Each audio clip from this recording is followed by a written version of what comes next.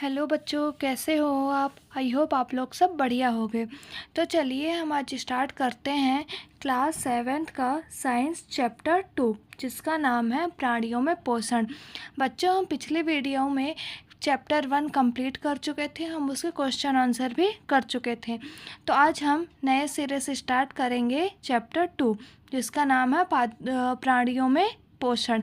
हमने पढ़ा था पिछले कक्षाओं में, पिछले चैप्टर में हमने क्या पढ़ा है? पादपों में पोषण पढ़ा है। अब हम सेकंड चैप्टर में पढ़ेंगे प्राणियों में पोषण। तो चलिए स्टार्ट करते हैं। आपने अध्याय 1 में पढ़ा है कि पादप अपना भोजन प्रकाश संश्लेषण द्वारा स्वयं बना सकते हैं, परंतु प्राणी ऐसा नहीं कर सकते।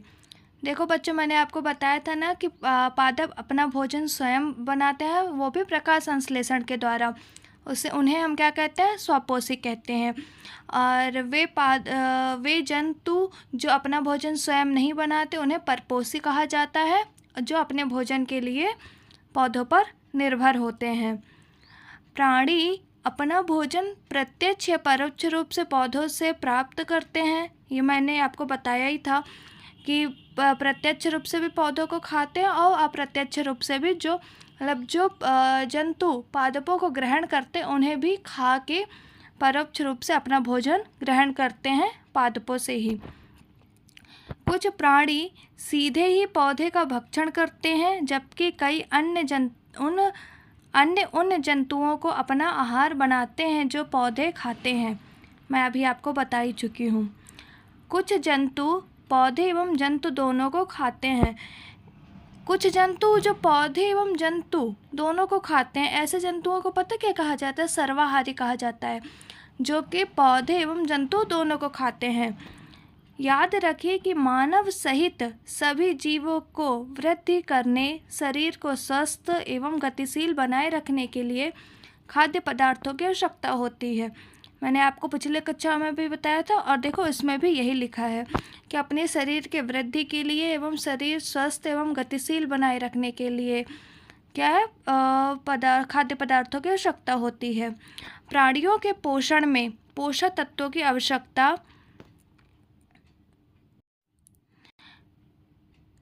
प्राणियों में पोषक तत्वों की आवश्यकता होती है।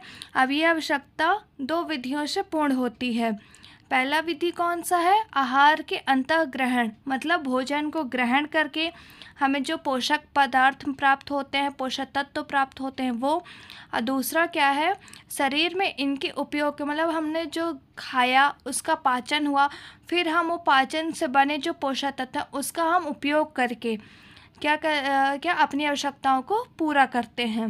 तो ये 2 प्रकार से हुए, एक तो आहार के भोजन को ग्रहण करके, और दूसरा भोजन को ग्रहण करने के बाद उसका उपयोग करके। ठीक है, अब आगे पढ़ते हैं। आप कक्षा 6 में पढ़ चुके हैं कि खाद्य के अनेक संगठक हैं, स्मरण कर उनके नाम लिखिए। बेटा, आपने कक्षा 6 में भी पढ़ा होगा, वो तो पढ़े ही हैं। उसके बाद मैंने आपको पिछले चैप्टर में भी बताया है कि खाद्य के कौन कौन से संगठक होते हैं। पादप भोजन प्रकाश संश्लेषण के द्वारा क्या बनाते हैं? कार्बोहाइड्रेट, जो कि भोजन का संगठक है, एक घटक है।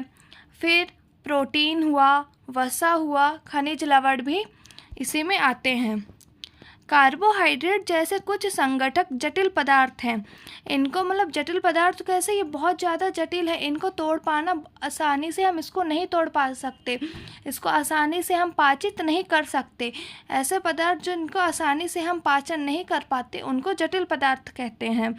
अनेक जंतु इन जटिल पदार्थों का उपयोग सीधे इसी रूप में नहीं कर सकते। देखो, बहुत सारे जंतु ऐसे हैं जो कार्बोहाइड्रेट को डायरेक्ट ग्रहण नहीं कर सकते, इसका मतलब ग्रहण करके इसका उपयोग नहीं कर सकते, अतः उन्हें सरल पदार्थों में बदलना आवश्यक है। मतलब कार्बोहाइड्रेट जैसे जटिल है तो उसको हम डायरेक्ट ग्रहण करके उसका उपयोग हम नहीं कर सकते, उसको पहले तोड़ते हैं, विखंडित करते छोटे छोटे खंडों में, उसको सरल पदार्थ के रूप में बनाते हैं, बदलते हैं, तो हम उसका पाचन उपयोग कर सकते हैं।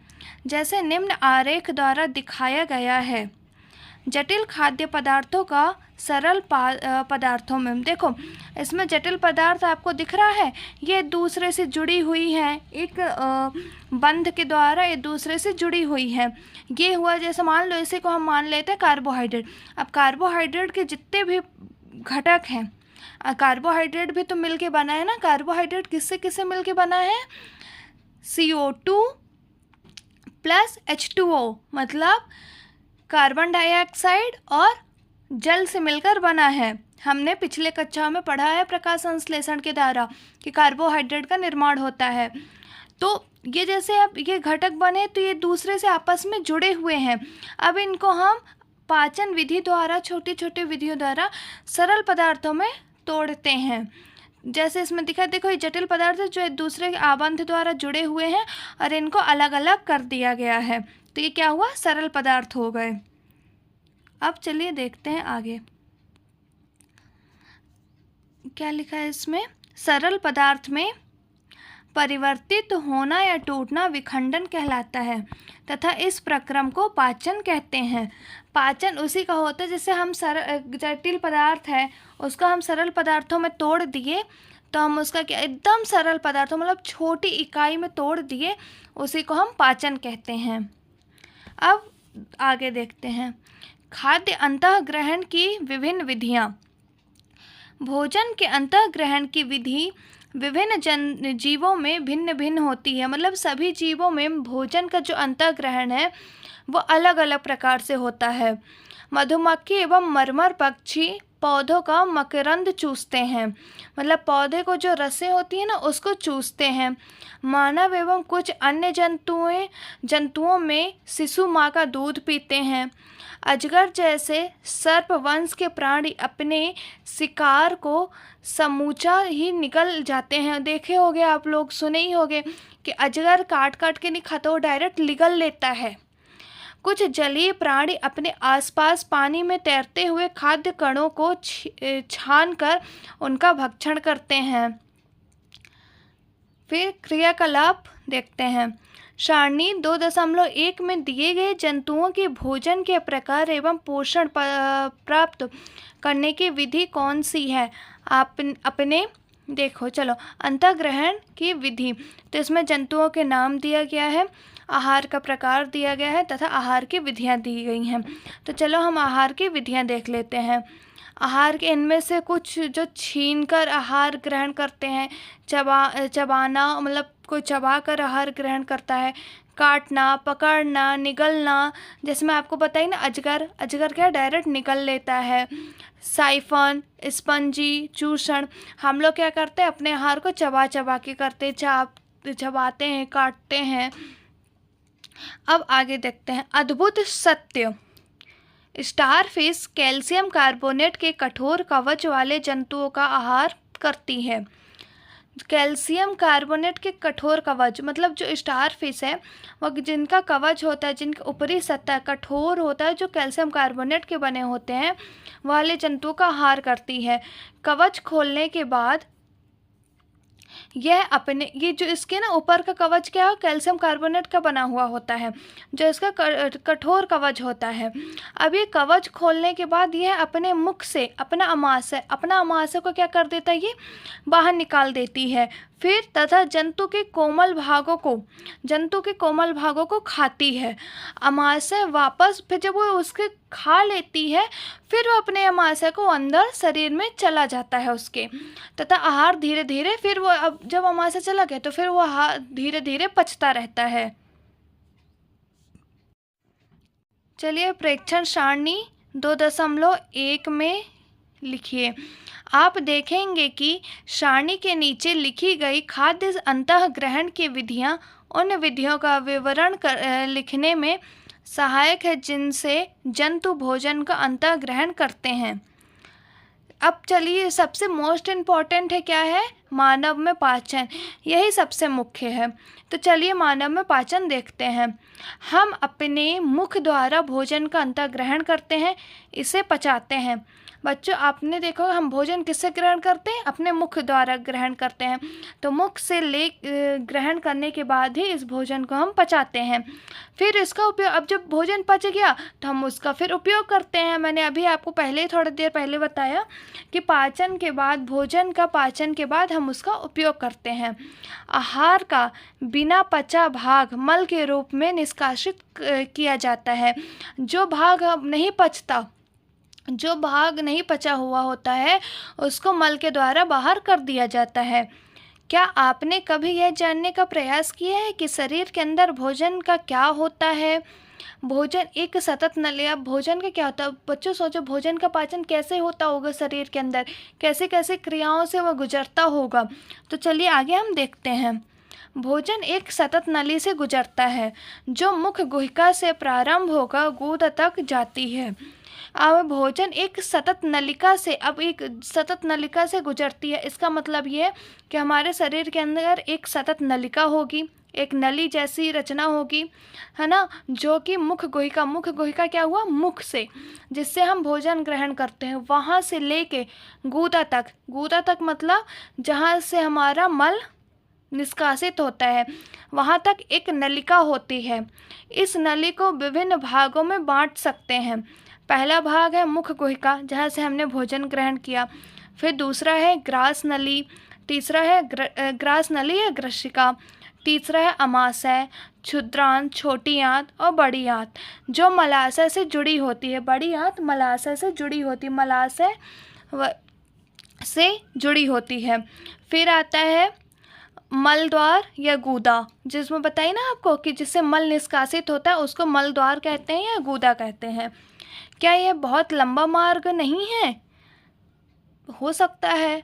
ये सभी भाग मिलकर आहार नाल का निर्माण करते हैं।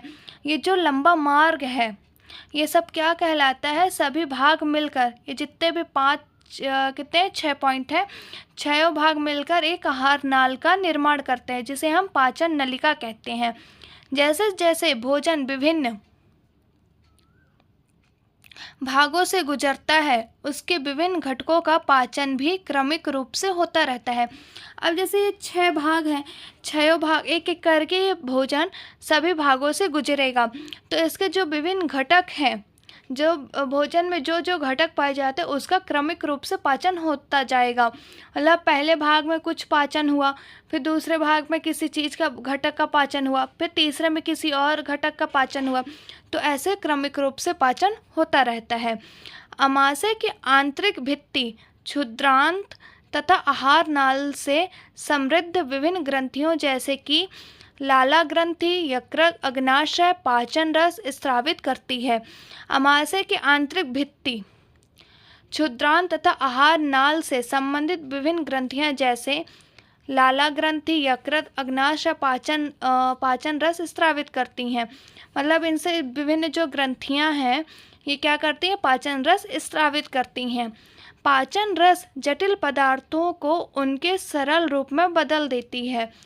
पाचन जो रस होता है, जो रस पाचन करवाता है, वो जटिल पदार्थों को सरल पदार्थों में बदल देता है। आहार नाल एवं समृद्ध ग्रंथियां मिलकर पाचन तंत्र का निर्माण करती हैं।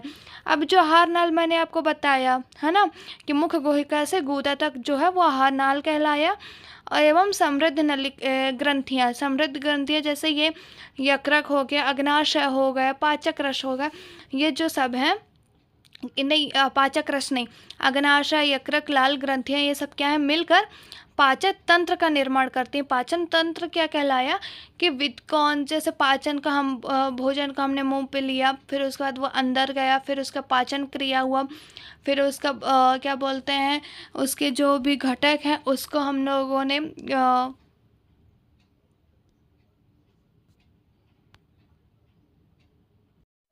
उनका हम लोगों ने पाचन किया। तो चलिए मैं आपको बताती हूँ कि कहाँ क्या पाया जाता है। देखो बच्चों, मुख गुहिका कहाँ पर है? ये मुख के अंदर है। यहाँ पर आपको दिखाई दे रहा, दांत है, जीभ है, ये क्या है? मुख गुहिका है। इससे हम भोजन ग्रहण करते हैं। अब इसी में लाला ग्रंथि पाई जाती है। लाला ग्रंथि मतलब लार ग्रंथि।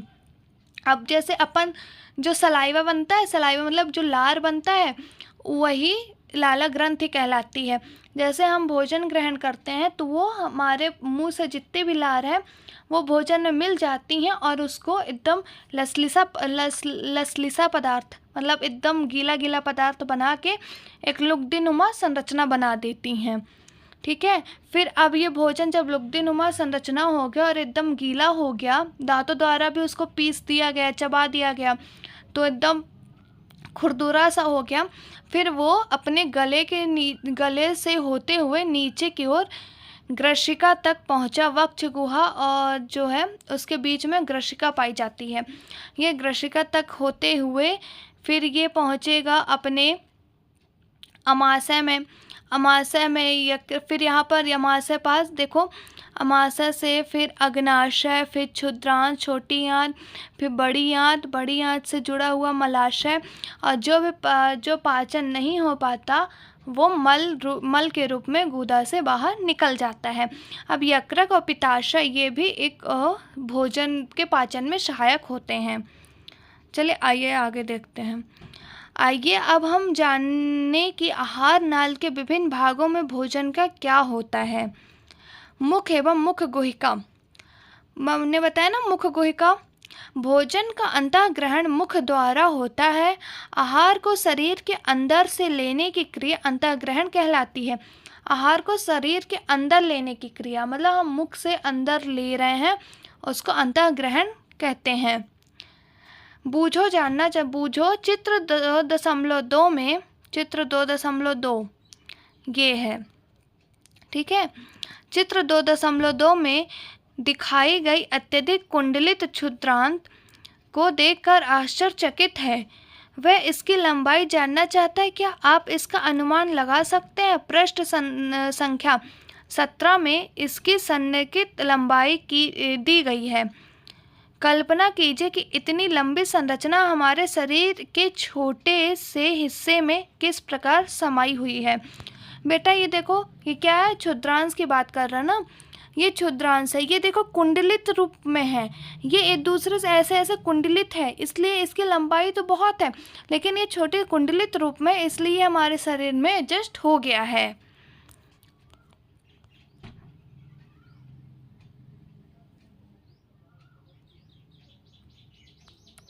हम दांतों की सहायता से भोजन चबाते हैं तथा यांत्रिक विधि द्वारा उसे छोटे छोटे टुकड़ों में पीस डालते हैं। प्रत्येक दांत मसूड़ों के बीच अलग अलग गर्तिका सॉकेट में धसी होती है, मतलब अलग अलग मसूड़ों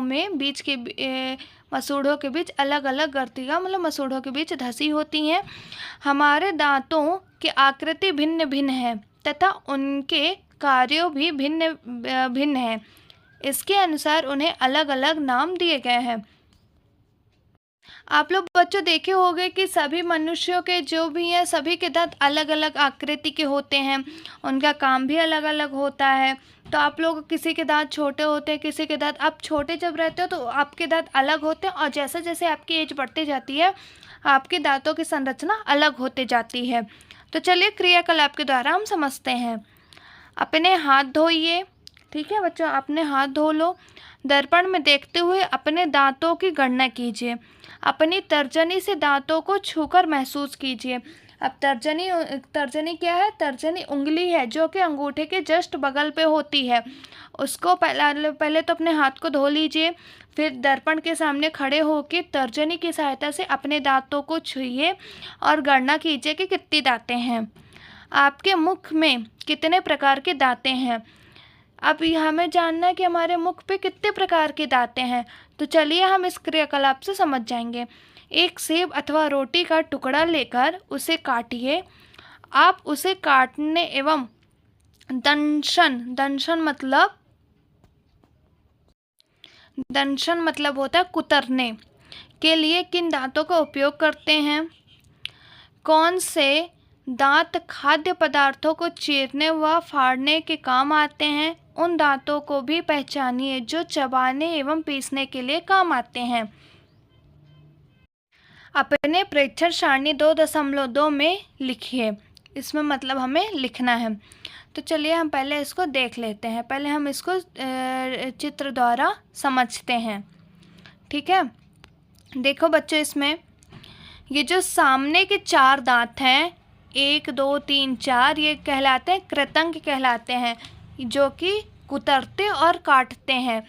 ये ऊपर नीचे, ये नीचे वाले जबड़े का है ना, ये नीचे वाले जो अपना जबड़ा है उसका है। तो जब नीचे में 4 है तो ऊपर भी तो 4 होगा, क्योंकि जितने नीचे में होते हैं उतने ही प्रकार ऊपर वाले जबड़े के में होते हैं। तो जब कृतंक नीचे 4 है तो ऊपर भी 4 होगा, और इसका काम क्या होता है? कुतरना और काटना होता है। ठीक है। हम अब किसी भी चीज़ को हम, याद है आप लोग एप्पल वगैरह खाते, सेब वगैरह खाते, तो आप पहले ही दांत से काटते हो उसको, तो वही हुआ कि पहले दांत जो उसको काटने और कुतरने का काम करता है। उसके बगल देखो, दोनों तरफ एक एक दांत है जो रदनक कहलाता है। इसकी संरचना ना ये नुकीले टाइप से, देखो इसमें भी दिख रहा है आपको, नुकीले टाइप से है, जिसका काम है चीरना और फाड़ना। ये नुकीले जैसा है तो इसका काम भी चीरना फाड़ना होगा। तो जब नीचे 2 है तो ऊपर भी 2 होगा। अब इसमें आते हैं ये 2 अग्र चवर्णक, और बगल में पीछे 3 है जो चवर्णक कहलाते हैं। ये सब दोनों का काम क्या होता है? भोजन को चबाने का काम होता है। अब ये भोजन को चबाते हैं तो ये, और इनकी संख्या नीचे वाले जबड़े में क्या है? 5 इधर 5 इधर, मतलब अग्र चवर्णक 4 और चवर्णक 6, टोटल हुए 10। तो ऐसे ही ऊपर भी होंगे 10, समझे आप? हमारे मुख में लाला ग्रंथि होती है, मतलब लार ग्रंथि, जो हमारे लाल है ना उसमें लाला ग्रंथि पाई जाती है, जो लाला रस लार स्त्रावित करती है। मैंने आपको बताया था ना कि लाला ग्रंथि जो कि कौन सा रस स्त्राव करती है? लार रस स्त्राव करती है। क्या आप जानते हैं कि लाला रस का भोजन पर क्या प्रभाव पड़ता है? आइए इसका पता कर लगाएं। तो पहले हम इसका वो देख लेते हैं, दांतों के प्रकार देख लेते हैं एवं उनके कार्य देख लेते हैं। अब इसमें क्या बताया? दांतों के प्रकार कृतन और दंशन वाले दांत। भाई हिंदी तो बहुत भयानक है इसमें। तो इसमें दांतों की संख्या निचले जबड़े में, अभी मैंने आपको बताया ना कि कर्तन और दंशन वाले जो दांत होते हैं वो नीचे 4 हैं, तो इसमें भी 4 होंगे। और मैं बताया आपको कि जितने नीचे होते हैं वैसे ही ऊपर भी होते हैं, ऊपर भी 4 होंगे। तो टोटल कितने हुए? 8 हुए। अब चीरने फाड़ने वाला कौन सा हुआ? रदनक हुआ। इसमें कितने हैं? 2 हैं, तो ऊपर भी 2 पाएंगे, तो टोटल कितना हुआ? 4। अब चबाने और पीसने वाले दांत, तो ये अग्र चवर्णक और चवर्णक, ये मिला के कितने हुए? नीचे 10, ऊपर भी 10, टोटल 20। ठीक है। दूध के दांत तथा स्थायी दांत।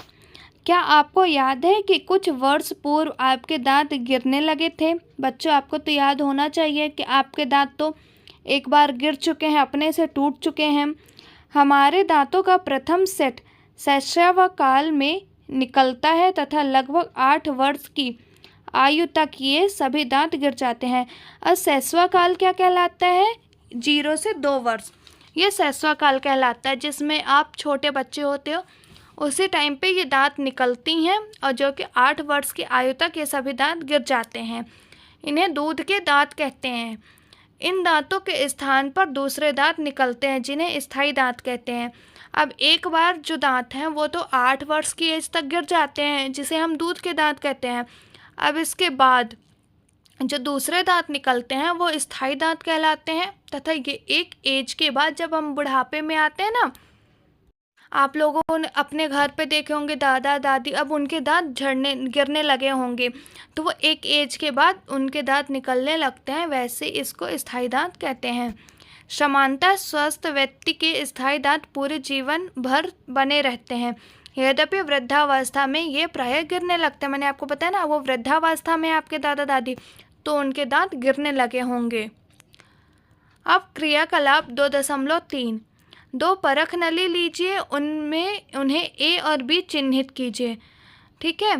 परख नली ए में 1 चम्मच उबले चावल डालिए। 1 चम्मच उबले चावल मुख में लेकर 3 से 5 मिनट तक चबाइए तथा उसे दूसरे परख नली बी में डाल दीजिए। हमें क्या करना है? परख नली ए में उबले चावल को डायरेक्ट हमें 1 चम्मच उबले चावल को डायरेक्ट उस परख नली में डाल देना है और दूसरे चावल को क्या करना है, दूसरे 1 चम्मच उबले चावल को हमें मुख में चबाना है 3 से 5 मिनट तक और फिर उसे परख नली बी में डालिए। दोनों परख नली में 3 से 4 ml जल डाल दीजिए। अब दोनों परख नली में हमें क्या है, 3 से 4 ml जल डाल देना है। अब दोनों परख नली में आयोडीन विलयन की 2 से 3 बूंदें डालिए तथा उनका परीक्षण कीजिए। आप परख नली ए तथा बी में क्या अंतर देखते हैं? चलिए हम पहले अंतर देख लेते हैं। हम ए जिसमें देखो बच्चों, जिसमें सिर्फ उबला चावल डाले थे और उसमें हमने आयोडीन का डाला तो इसका कलर हो गया नीला, और जिसमें हमने चबा कर डाला था चावल उसका कलर न्यूट्रल है, उसमें कोई कलर नहीं है।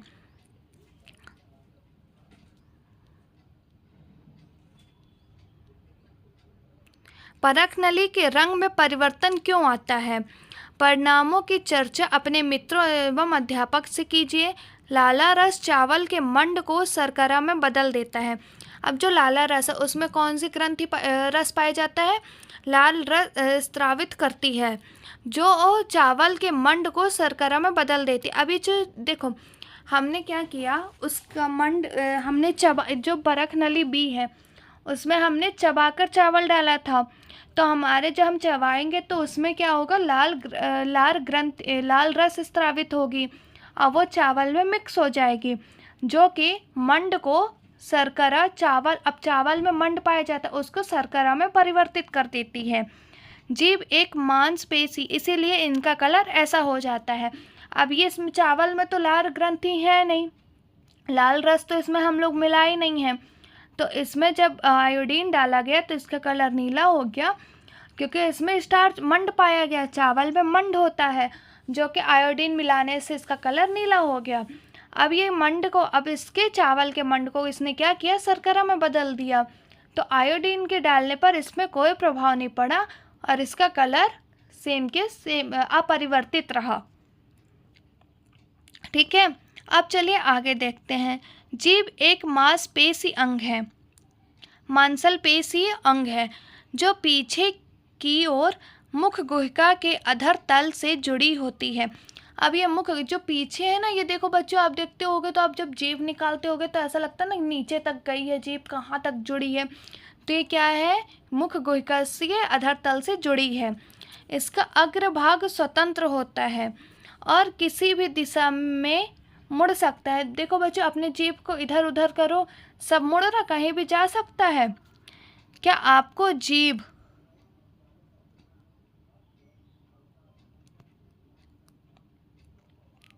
के कार्य ज्ञात हैं?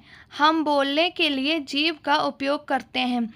इसके अतिरिक्त यह भोजन में लार को मिलाने का कार्य करती है तथा निगलने में भी सहायता करती है।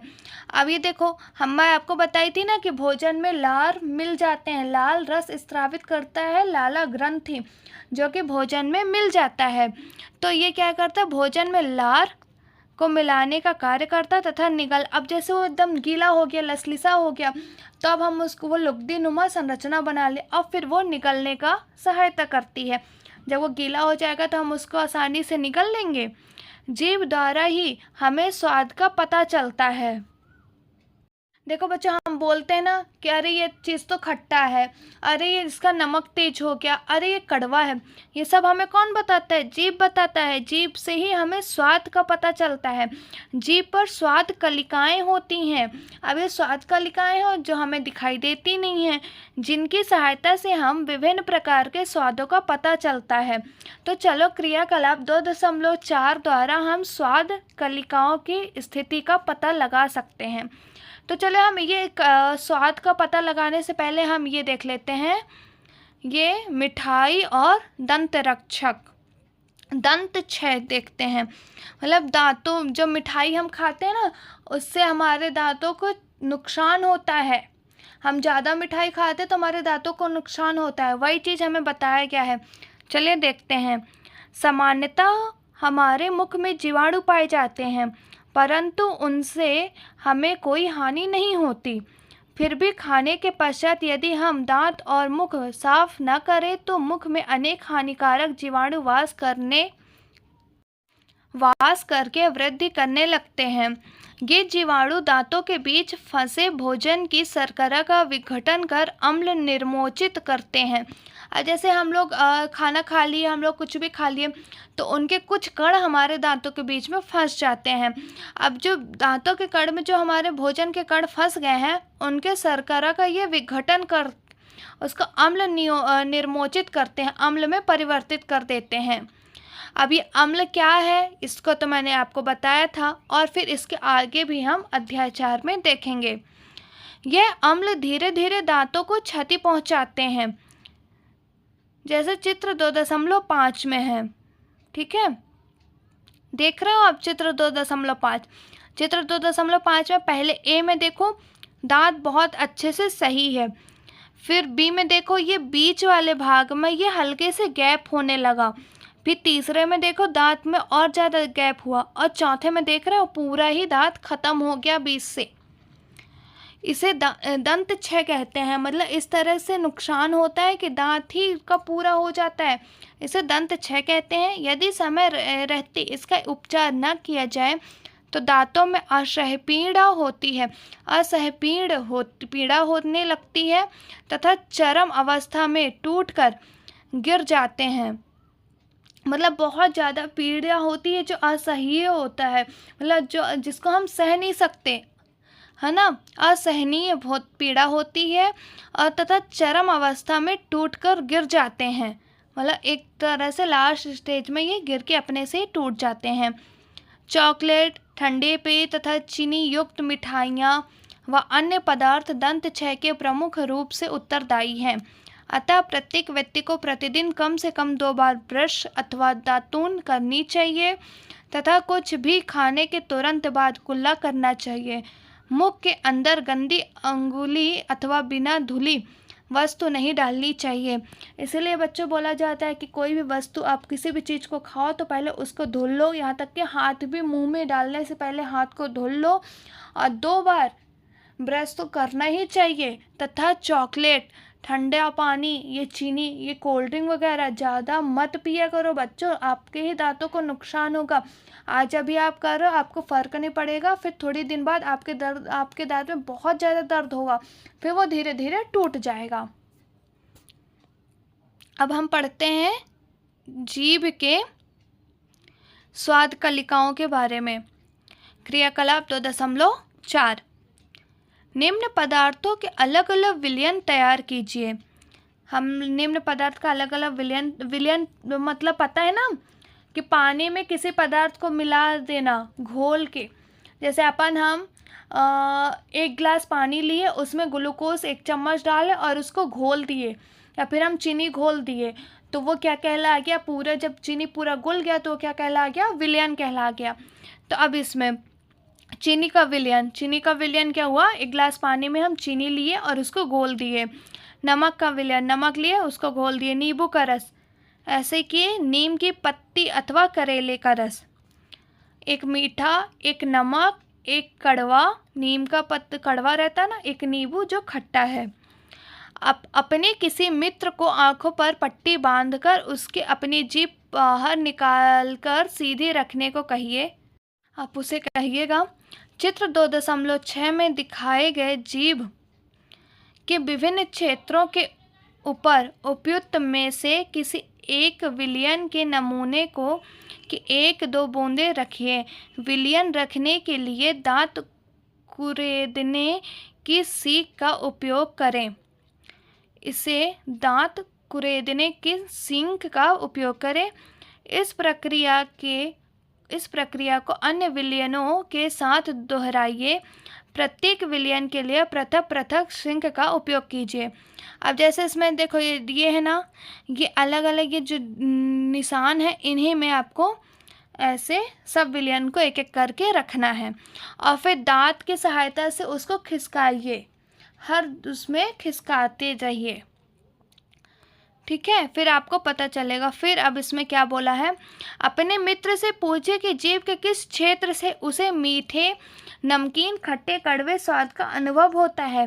अब अपने प्रेक्षण रिकॉर्ड करें तथा चित्र 2.6 में दिखाए गए प्रत्येक क्षेत्र में उस स्वाद का नाम लिखिए जिसका संवेदन उसके द्वारा होता है। अन्य सहपाठियों के साथ इस क्रियाकलाप को दोहराइए। अब उससे पूछ लीजिएगा कि आप तुम्हें कौन से हिस्से में कौन सा स्वाद आया, कौन सा, और फिर उसको रिकॉर्ड करिए। फिर उसको एक नोटबुक में लिख लेना। फिर दूसरे बच्चों के साथ भी यही करना, अपने मित्र के साथ यही करना, और फिर वो कहाँ बताता है उसको नोटबुक में लिखना। ठीक है। अब चलो आगे देखते हैं। अब हम लोग मुख गुहिका को पढ़ लिए। मुख गुहिका में हमने क्या क्या पढ़ा? दांत पढ़ लिए, जीभ पढ़ लिए। ठीक है। और भोजन में क्या मिल जाता है? लार ग्रंथि मिल जाती है, लाला ग्रंथि होती है जो कि लार रस स्रावित करती है। ठीक है। मुख गुहिका में कौन सी ग्रंथि पाई जाती है? लार ग्रंथि पाई जाती है, लाला ग्रंथि पाई जाती है। फिर भोजन नली, ग्रशिका मैंने आपको बताया था ना, जो मुख गुहिका से वक्ष गुहा से होते हुए जाती है। निगला हुआ ग्रास नली अथवा ग्रशिका में जाता है। अब जो निगला हुआ भोजन है हम लोगों ने मुख से चबाया, अब उसको हम अंदर जब भेजते हैं तो किससे होके गुजरती है? ग्रास नली में जाती है। चित्र 2.2 में देखिए, ग्रसिका गले एवं वक्ष से होते हुए जाती है। वक्ष गुहा वही ना जहाँ पर फेफड़े स्थित होते हैं, उनके बीच से होती जाती है। ग्रशिका की भित्ति के संकुचन से भोजन नीचे की ओर सरकता जाता है। अब जो ग्रशिका की भित्ति, अब जैसे वो नली का रूप है तो उसकी जो भित्तियाँ हो उनके संकुचन से, अब वो पतली है, ठीक है, तो संकुचन से भोजन नीचे की ओर सिरकते रहता है। वास्तव में संपूर्ण आहार नाल संकुचित होती रहती है तथा यह गति भोजन को नीचे की ओर ढकेलते रहती है। कभी कभी हमारा आमाशय खाए हुए भोजन को स्वीकार नहीं करता, फलस्वरूप वमन द्वारा उसे बाहर निकाल दिया जाता है। देखो मैं बताती हूँ, ये जैसे भोजन है ना, अब ये भोजन आपके डायग्राम में आपको भोजन दिखाई दे रहा है, ये भोजन हुआ। अब ये जैसे भोजन आएगा नीचे, अब ये इसका आकार बढ़ा हुआ है और ऊपर सकरा हुआ है ग्रशिका का आकार। अब ये जैसे भोजन बढ़ते जाएगा तो ऊपर का भाग छोटा होता जाएगा, संकुचित होता जाएगा, और जहाँ पर से भोजन गुजरेगा वो भाग फैलता जाएगा। तो ऊपर का जब संकुचन होगा तो नीचे को ढकेलते रहेगा वो भोजन को। तो ये जब ढकेलते हुए भोजन को ग्रशिका द्वारा अमाशय में पहुंचा। अब अमाशय में क्या बोला गया कि कभी कभी ये भोजन को अमाशय खाए हुए भोजन को स्वीकार नहीं करता, फलस्वरूप वमन द्वारा। अब वमन क्या कहलाता है? वमन द्वारा उल्टी कहलाते कि फलस्वरूप जब अमाशय उस भोजन को स्वीकार नहीं करेगा तो हमें उल्टी हो जाएगी। आपको पता है, आप लोग बोलते हैं ना, अरे नहीं ज़्यादा नहीं खाना हमें, नहीं तो हमें उल्टी हो जाएगी। वही है कि एक लिमिट तक ही अमाशय हमारे भोजन को संचित कर सकता है, उससे ज़्यादा होगा तो हमें वॉमिटिंग हो जाएगी, बाहर निकाल दिया जाता है। ऐसी घटना याद कीजिए जब भोजन के बाद आपने वमन किया हो तथा इसके कारण के विषय में सोचिए। अब उसका क्या, अब जैसे कभी कभी ऐसा होता है ना कि हमें कोई खाना पसंद नहीं आया, कुछ भी नहीं पसंद आया, या फिर हम किसी चीज़ को देख लिए, फिर हम ट्रैवल कर रहे हैं तो आप लोग देखे होगा किसी को कार सूट नहीं करता, उसको उल्टी हो जाती है। तो वो क्यों उल्टी हुई? क्योंकि उसको कार सूट नहीं करता, उसको कार में बैठना पसंद नहीं होता। तो ये कारण आपको सोचना है कि आप कभी भी किए होंगे तो आप ये याद करो कि हम क्यों उल्टी किए थे। अपने अभिभावक एवं अध्यापक से इस विषय में चर्चा कीजिएगा। पहेली जानना चाहती है कि वमन के समय भोजन विपरीत दिशा में किस प्रकार जाता है। अब ये पूछ रही है कि भाई एक बार तो हम मुंह से भोजन ले लिए अंदर, है ना, अब भोजन मुंह से अंदर ले लिए और फिर उल्टी हुई तो मुंह को तो आ रहा ही, तो आई बाहर, खाना जो है वो हमारा मुंह से ही बाहर निकला। तो जब एक बार अंदर जाने के बाद वो ऊपर उल्टा क्यों, कैसे आ गया, वो ये जानना चाहती है। तो चलो हम देखते हैं। अमाशय, अमाशय मोटी भित्ति वाली एक थैलीनुमा संरचना है। यह चपटा एवं जे की आकृति का होता है तथा आहार नाल का सबसे चौड़ा भाग है। अमाशय मोटी भित्ति वाली एक थैलीनुमा संरचना है। यह चपटा एवं इसकी आकृति जे के जैसी होती है तथा आहार नाल का सबसे चौड़ा भाग है। यह एक और ग्रशिका से खाद्य प्राप्त करता है तथा दूसरी ओर क्षुद्रांश में मतलब छोटी आंत में खुलता है। इस पर देखते, कभी कभी जब आप जल्दी जल्दी खाते हैं अथवा खाते समय बात करते हैं, आपको खांसी उठती है, यह हिचकी आती है अथवा घुटन का अनुभव होता है। यह खाद्य कणों के श्वास नली में प्रवेश करने के कारण होता है। बच्चों, आप कभी कभी नहीं जल्दी जल्दी खा लेते हो, जल्दी जल्दी खाते हो, फिर बात भी करते हो तो खांसी आने लगती है। ये क्यों होता है? जब हमारी जो श्वास नलिका है उसमें हमारा भोजन चला जाता है, मतलब उसके कुछ कण चले जाते हैं, कारण होती है। श्वास नली नसिका से आने वाली वायु को फेफड़े तक ले जाती है। यह ग्रसनी के साथ साथ चलती है, परंतु ग्रसनी में वायु एवं भोजन मार्ग एक ही होता है। अब जो ग्रसनी है उसमें जो वायु है हमारा, जो हम सांस से हवा लेते हैं, वायु जैसे ऑक्सीजन गैस, ऑक्सीजन एवं कार्बन डाइऑक्साइड का जो आदान प्रदान होता है, और भोजन मार्ग एक ही है, इसी वजह से ऐसा होता है। फिर भोजन को श्वास नली में प्रवेश करने से किस प्रकार रोका जाता है? भोजन निगलने के समय एक मांसल रचना वाल्व का कार्य करती है जो श्वास नली को ढक लेती है। अब जैसे हम लोग भोजन निगले हैं तो एक मांसल रचना वाल्व होता है, वो क्या कर देते हैं, श्वास नली को ढक लेती है तथा भोजन को ग्रसनी में भेज देता है। संयोगवश यदि भोजन के कण श्वास नली में प्रवेश कर जाते हैं तो हमें घुटन का अनुभव होता है तथा हिचकी और खांसी उठ जाती है। तो आपको समझ में आया कि ग्रसनी की नलिका जो ग्रसनी में गैसों का आदान प्रदान और वायु भोजन की जो नलिका है वो सेम है, लेकिन जब हम भोजन ग्रहण करते हैं तो एक मांसल रचना वाल्व होती है जो कि श्वास नलिका को ढक लेती है, जिससे भोजन हमारे क्षुद्रांश में पहुंच जाता है, ग्रसनी में भेज देता है। मतलब जो ग्रसनी क्षुद्रांश में नहीं, वो तो मैं बहुत आगे पहुंच गई, ग्रसनी में भेज देता है। फिर अमाशय का आंतरिक स्तर श्लेष्मल हाइड्रोक्लोरिक अम्ल तथा पाचन रस स्रावित करता है। अमाशय का आंतरिक सतह श्लेष्मल हाइड्रोक्लोरिक अम्ल तथा पाचक रस स्रावित करता है। तो पाचक रस कौन स्रावित करता है? अमाशय करता है, ठीक है। अभी श्लेष्मक अमाशय श्लेष्मल अमाशय के आंतरिक सतह को सुरक्षा प्रदान करता है। अब ये जो श्लेष्मल है वो क्या करता है? अमाशय के आंतरिक सतह को सुरक्षा प्रदान करता है। अम्ल अनेक ऐसे जीवाणुओं को नष्ट करता है जो भोजन के साथ वहां तक पहुंच जाते हैं। अब भोजन के साथ बहुत सारे अम्ल भी पहुंच जाते हैं तो उनको ये क्या करता है? नष्ट कर देता है। बहुत सारे जीवाणु पहुंच जाते हैं तो उनको ये अम्ल नष्ट कर देता है। साथ ही यह माध्यम को अम्लीय बनाता है। यह जो है, ये जो श्लेष्मल है, ये क्या करता है? माध्यम को अम्लीय बना देता है, जिससे पाचक रसों को क्रिया करने में सहायता मिलती है। अब जो पाचक रस है, पाचक रस क्या कहलाते हैं? जो पाचन की क्रिया में सहायक होते हैं, जो भोजन को पचाते हैं उनको पाचक रस कहते हैं। अब जो पचाने का क्रिया करते हैं तो उनके लिए जो सहायता करती है, इसीलिए अम्लीय सतह बना दिया, माध्यम को अम्लीय बना दिया, तो इसके वजह से ये जो पाचन कर रहे हैं भोजन को, उनको सहायता मिलती है। पाचक रस, यह जठर ग्रंथि, पाचक रस को जठर रस भी कहा जाता है। प्रोटीन को सरल पदार्थों में विघटित, अब इसमें अमाशय में प्रोटीन, देखो भोजन के घटक कौन कौन से थे? कार्बोहाइड्रेट, प्रोटीन, वसा, खनिज, लवण, है ना।